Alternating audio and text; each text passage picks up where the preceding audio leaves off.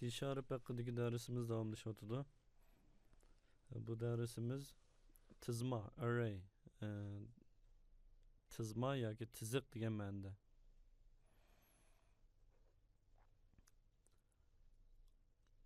Endi tizma degan gap haqida ozroq tushuncha berib o'tsak, ya'ni bu array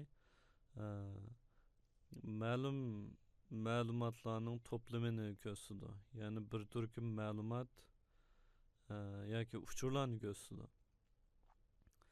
Misollar ko'rsak, bu rasmda ko'rsatilganga o'xshash. Bu bir array, ya'ni tizma.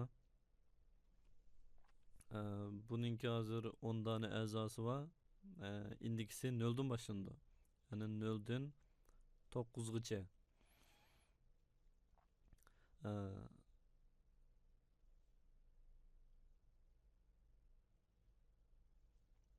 Yani bu qo'yilgan nomer indeksini ko'rsatadi. Buningki uchur saqlangan vaqtda shu indeksini tutqu qilib turib, ondan uchur saqlanadi yoki uchurni ishlatamiz.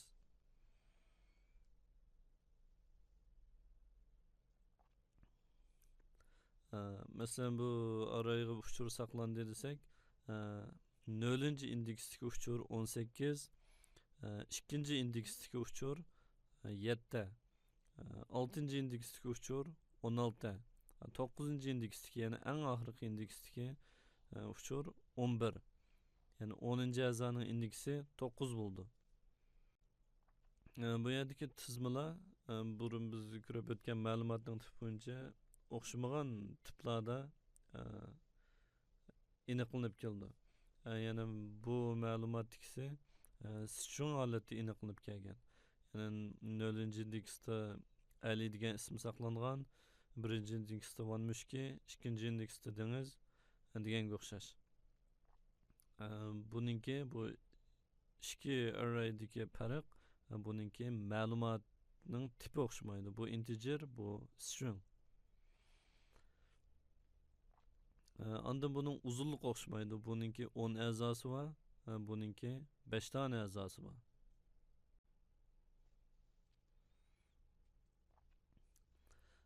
Endi tizminingki 3 asosiy elementi var. Birisi tizmining tipi, ya'ni bu yerdagi tip ma'lumot tipini ko'rsatadi. Biz oldingi soatlik darslarimizda ko'rib o'tgan.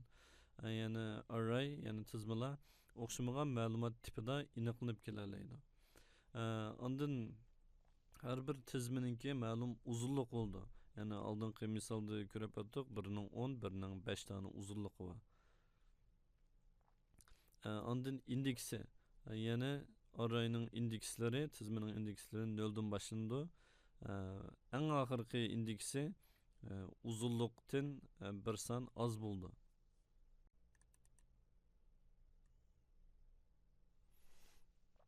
Endi tizmini aniqlash shakli. Bu tizmini aniqlash shakli biz burun ko'rib o'tgan boshqa o'zgaruvchi miqdorlarni aniqlash shakliga asosan o'xshash. Farqi bo'lsa, masalan, ma'lumot tipini yozgandan keyin bu yerga bir o'ttir tirnoq yozamiz. Bu bizning aniqlamoqchi bo'lganimizningki bir array, ya'ni tizma ekanligini bildiradi. Uningdan keyin o'zgaruvchi miqdorning ismini yozamiz. Ya'ni bu faqat aniqlash shakli, oddiy aniqlash shakli. Onundan keyin biz uning uzunligini beradigan bir xil shakli bor. Bu shaklda yana ma'lumotning tipi, o'ttir tirnoq, o'zgaruvchi miqdorning nomi, yana bu ustidagilar o'xshash. Onundan keyin new, ma'lumotning tipi, bu tip, bu yerdagi tip shu, bu takrorlanadi. Onundan keyin o'ttir tirnoqning ichiga buning uzunligini sancha yozib beramiz. Yani bunun uzunluğu 5, 10, 20, 30 yoki 1000 deganga o'xshash. Endi uchinchi bir xil aniqlash shakli, buninkida ma'lumotning qiymatini beramiz. Boshqasi o'xshash, ma'lumotning tipi, o'ttir tirnoq, o'zgaruvchi miqdor nomi, new deb yozamiz, ma'lumotning tipi, undan keyin cho'ng tirnoqning ichiga qiymatini bir-birlab yozib beramiz. Buningda uzunlikni eskartmasakmi, shu berilgan qimmatga asosan o'zi tepib chiqa oladi.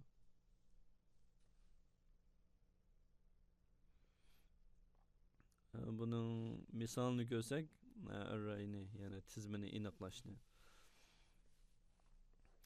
Bir butun son tipliq tizimi aniqladik. İsmi numbers. Bu eng oddiy aniqlash shakli. İkinci xil aniqlash shaklida init o'tir tirnoq numbers tang new int. Buning uzunluğu 5. Yani bu uzunluğu eskartilgan aniqlash shakli.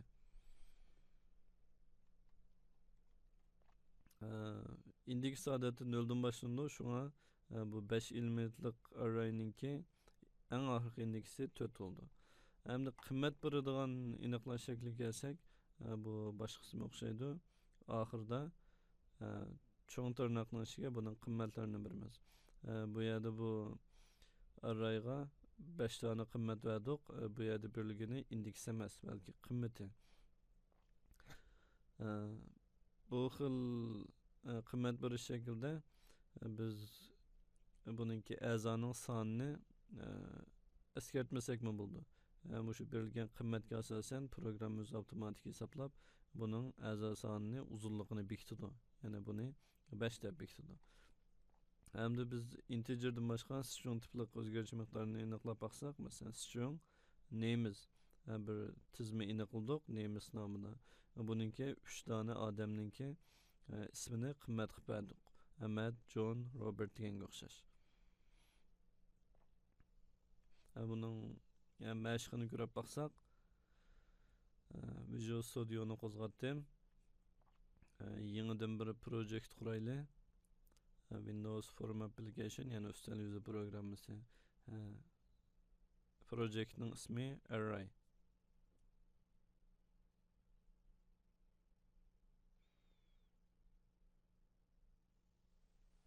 Yeni projectimiz kuruldu.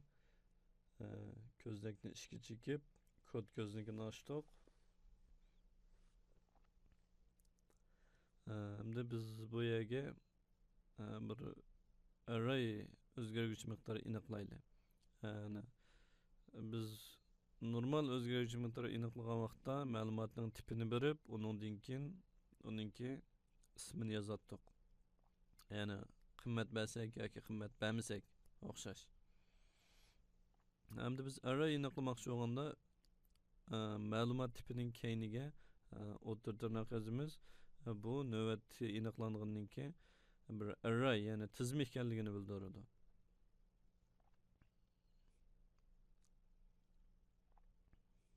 Bundan keyin ko'plik qo'shimchasi qo'shib qo'yay. Endi biz uzunluğu eskartilgan holatda yana bir o'zgargich miqdori aniqlab baqayli.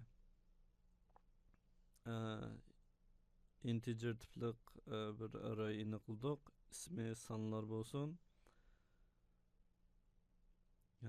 New int hamda o'tir tirnoqning ichiga buning uzunluğunu eskartamiz. Masalan, uzunluğu 5.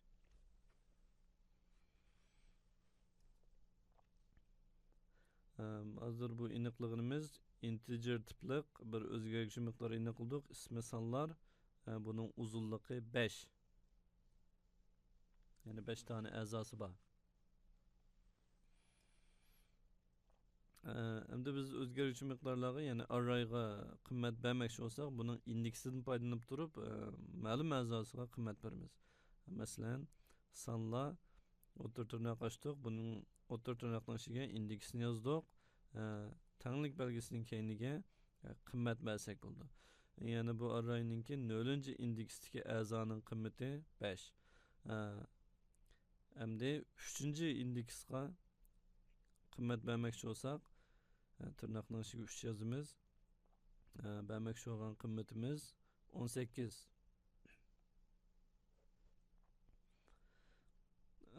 Yana bu yerda biz integer tipli bir array aniqladik. 5 tane a'zosi bor, lekin buning 2 tane a'zosiga qimmat berdik. Ya'ni 0-indeksdagi va 3-indeksdagi a'zosiga.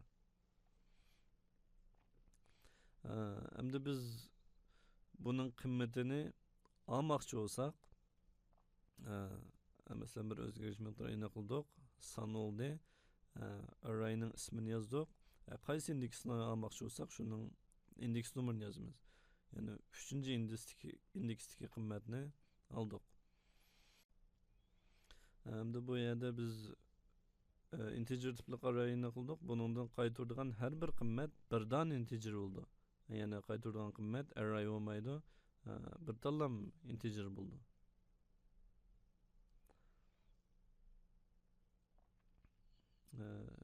Biz qimmat berish va qimmat elish shaklini ko'rdik hozir arrayninki. Endi biz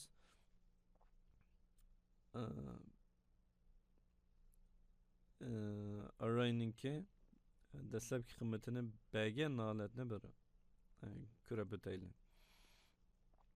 Yana bir integer tipli arrayni qildik. Buningki qimmatlarini cho'ng tirnoqning ichiga yozamiz. Masalan 7, 13, 18, 25.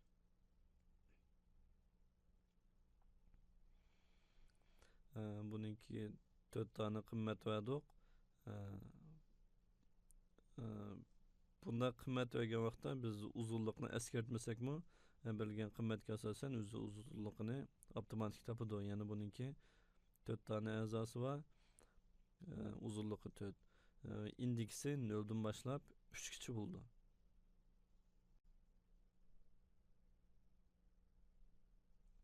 Hamda biz bir string aniqlaylik. String tipli array ismi name'imiz tang new string o'tir tirnoq cho'ng tirnoqning ichiga buning qimmatlarini yozamiz. Bu string olg'achqa qo'shib beshning ichiga olamiz. Masalan Ali birinchi element, ikkinchi elementi ya'ni ikkinchi a'zosi banket, uchinchi a'zosi dengiz.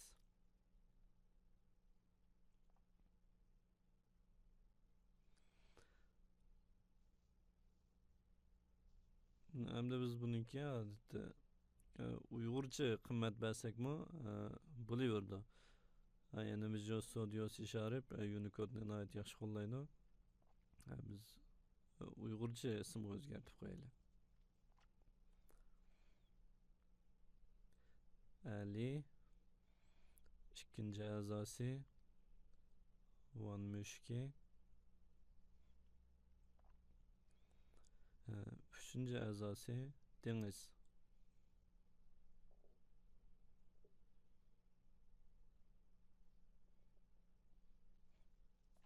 Ya'ni biz string tipli o'zgaruvchi miqdordan birini qildik.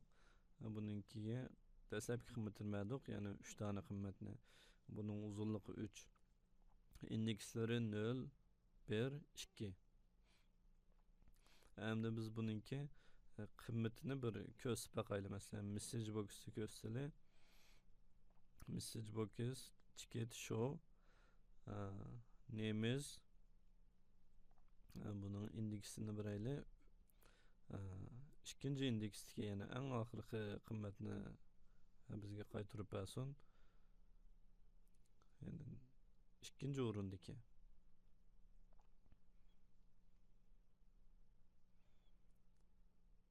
Buni ijro qilib ko'raylik.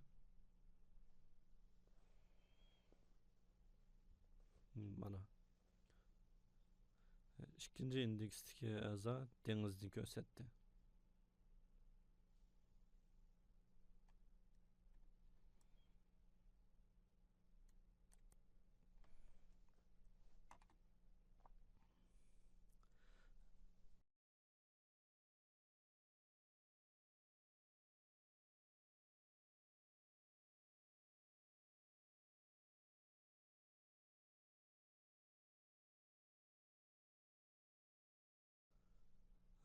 Endi biz tizma to'g'risidagi mazmunlarning davomini ko'raylik. Hamdagi mazmun ko'p yo'nalishli tizma. Oldida ko'rganimiz faqat bir yo'nalishga davomlashgan bir tizliqdagi array ya'ni tizma. Endi hozir ko'rmoqchi bo'lganimiz jadval shaklidagi ya'ni ikki yo'nalishga x, y ikki yo'nalishga koordinatdagi yo'nalishga davomlashgan arrayni ko'rsatadi. Endi biz programmada sonliq ma'lumotlarni bir taraf qilgan vaqtimizda bunday uchurlarga davomli uchrab turamiz. Ya'ni ko'pincha uchurlarimiz jadval shaklida bo'ldi. Bunday uchurlarni ikki yo'nalishlik arrayga saqlab ishlatsak bo'ldi. Masalan, bu yerda shaklda ko'rsatilgani bir jadvalga o'xshaydi. Buningki 3 dona quri va har bir qurda 4 dona a'zosi va ya'ni mushundaq shakldagi bir jadval. Biz hamda bir yo'nalishlik indeksda arrayda indeksni bir tal son bilan ifodalaydik. Masalan 0, 1, 2, 3 deganga o'xshash. Endi bu ikki yo'nalishga o'zgargandan keyin buni 2 dona son bilan bir a'zoninki indeksini ifodalaymiz. Masalan 0, 0, 0, 1, 0, 2, 0, 3 deganga o'xshash birinchi quri. Ondan keyin boshqa qurlari 1, 0, 2, 0 deganga o'xshash. Oldingi a'zosi qurni, keyingi a'zosi buningki qur ichidagi a'zoni ko'rsatadi, ya'ni stonni ko'rsatadi.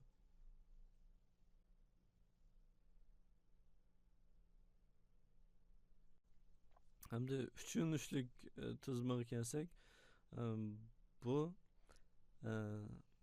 ko'p jadvalga o'xshaydi. Ya'ni bizning daftarimizning bir betida bir don jadval bo'lsa, bir qancha bet jadvalni ko'rsatadi. Ya'ni bu ikki yo'nalishda x, y yo'nalishga davomlashgan bo'lsa, 3 yo'nalishlik jadvalda bu z o'qi tarafga qarab, ya'ni kengaydi. Ya'ni ko'p jadvallik mazmunlarni bu 3 yo'nalishlik tizma orqali ifodalashga bo'ldi. Hamda biz 3 yo'nalishlik integerni aniqlagan vaqtimizda, arrayni aniqlagan vaqtimizda o'ttir tirnoqning ichiga bir dona pash qo'yib, 2 yo'nalishlik arrayda ayiramiz. Bu aniqligimiz butun son tipliq bir array. Buningki 2 dona quri, har bir qurda 3 dona a'zosi bor deganni bildiradi. Ya'ni oldingi xona qurni, keyingi xona har bir qurdagi a'zo sonini ko'rsatadi. Endi bu ikkinchi xil ifodalash usuli buniki dastlabki qiymatini berib o'tgan usul. Ya'ni bunikida oldingi ustidagi misoldan soni o'xshash. Ya'ni 2 qur, har bir qurda 3 ta a'zosi bor. Bunun sirtidagi cho'ng tirnoq butun arrayni ko'rsatadi.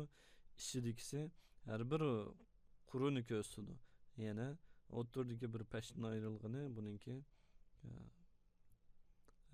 birinchi quri, uning keyingisi ikkinchi quri. Endi 3 yo'nalishlik tizimini ifodalagan vaqtimizda o'rta tirnoqning ichiga 2 dona pash qo'yamiz. Ondan oxirgimi 2 pash orqali buningki a'zo sonlarini ifodalaymiz. Buningki birinchi xonasi jadvalning sonini ko'rsatadi. Yana buningkida 4 dona jadval bor.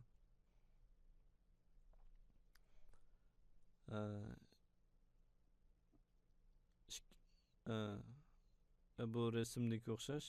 Masalan, buninkida 3 dona jadval bor. Bizning hozir aniqligimizda shundaq jadvaldan 4 jadval bor. Ikkinchi quri, ikkinchi a'zo bu sonninki har bir jadvaldagi qur sonini ko'rsatadi. Ya'ni bir jadvalda 5 qur. Bu resimda 3 qur bor.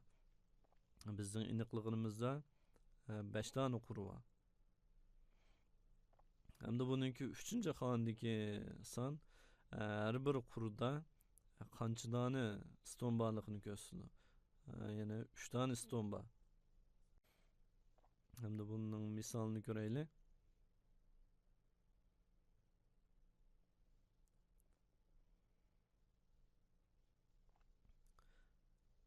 Biz 2 yo'nalishlik arraydan birini aniqlaylik.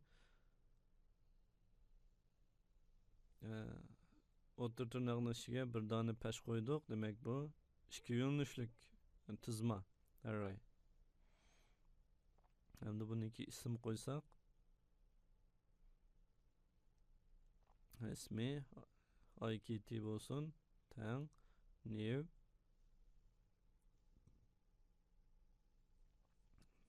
int. Buningki uzunligini bersak 3 qur, har bir qurda 5 dona a'zo bor. Bu birinchi xil ifodalash shakli, ya'ni uzunlik eskartilgan shakli.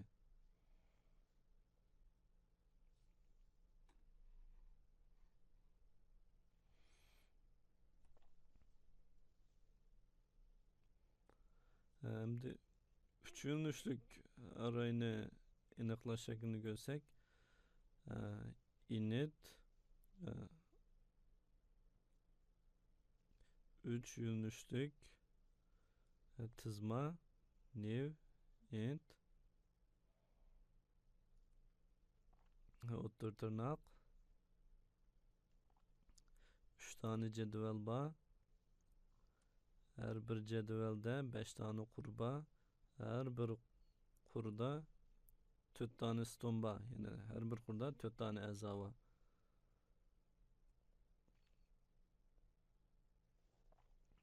Bu yerda o'rta tirnoq unutilib qolibdi. 3 yo'nalishlik arrayniki o'rta tirnoq. Buning ichiga 2 dona pash qo'yamiz. Mana bu 3 yo'nalishlik arrayniki aniqlanish shakli.